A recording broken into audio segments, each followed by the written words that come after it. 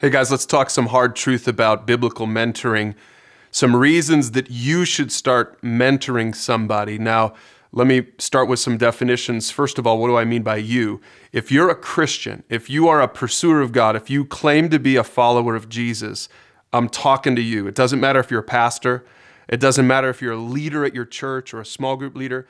If you claim to follow Jesus, I'm talking to you. So I hope you'll pay attention. It doesn't matter how old you are. It doesn't matter how young you are. You can be a teenager. You can be in your 90s. It doesn't matter. I'm talking to you if you're a follower of Jesus. You should consider mentoring somebody. You should consider getting in the game and starting to mentor somebody. Now, let me define what I mean by biblical mentoring. We're just talking about disciple making. Jesus said this to his disciples, the Great Commission: go make disciples of all nations, teaching them to obey everything I've commanded you. And so that's what we're talking about. We use the word mentoring because it's a little bit more of a normal word in today's society.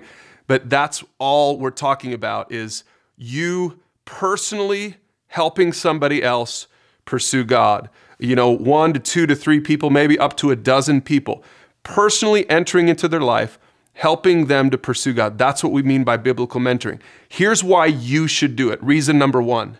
Jesus said so. Now, I already talked about this. Jesus said in Matthew 28, go make disciples. He was talking to a bunch of fishermen, a bunch of average, ordinary people. He said, you go do this. Go help people pursue God. Personally help people pursue God. That's the first reason you should do it. Here's the second reason. People are headed for hell.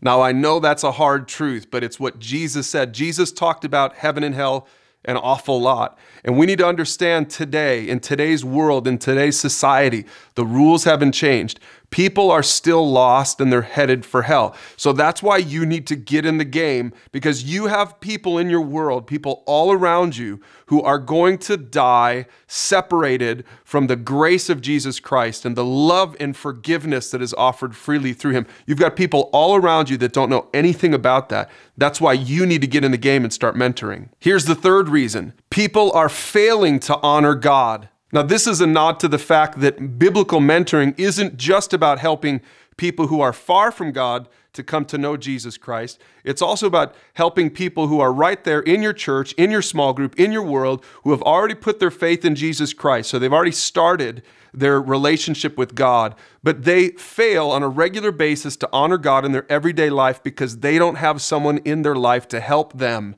Galatians 6 says that if you're a mature Christian, you should bear each other's burdens, that you should help somebody else to live in a way that honors God. And that's what biblical mentoring is about. It's not just helping people come to faith, but it's helping people come to that place where they're honoring God on a regular basis in their life. There are people in your world that aren't going to ever do it unless you help them to do it. Here's the next reason. Mentoring will help you to grow. I'm firmly convinced, and this is a biblical idea, that you cannot grow in your faith as a follower of Jesus Christ unless you get in the game. If all you ever do is receive, if all you ever do is go to church and listen to a message and say, oh, it was a good message, and then go home, and that's all you do for your whole Christian life, then you are never going to grow as a follower of Jesus. You will grow when you start mentoring somebody else. In fact, this is the very definition of maturity in Jesus' mind, is that the mature ones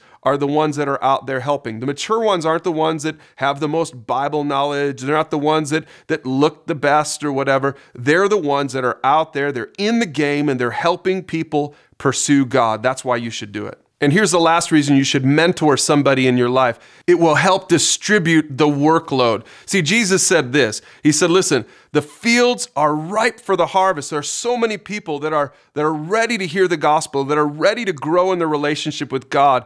But he said, I just need some workers. There are workers at your church. I'm sure there are workers in your world at your church. There's probably a handful of people who are actually doing this, who are actively engaged in helping people pursue God. You have got to get in the game to help those people out, because if they're the only ones that are walking alongside people, if they're the only ones that are helping people pursue God personally in their life, they're going to get burned out.